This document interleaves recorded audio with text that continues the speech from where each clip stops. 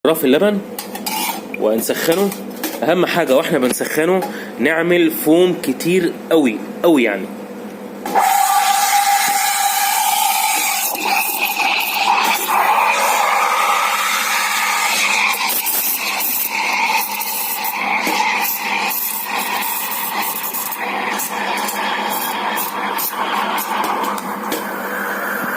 وتمام قوي كده. بعد ما عملنا الفوم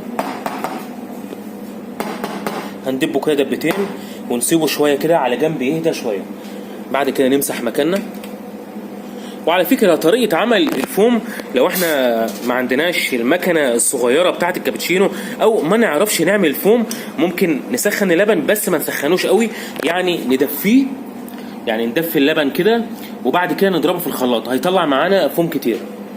بعد كده هنروح عند الميه السخنه وهنفتح شويه ميه سخنه صغيرين قوي بس كده.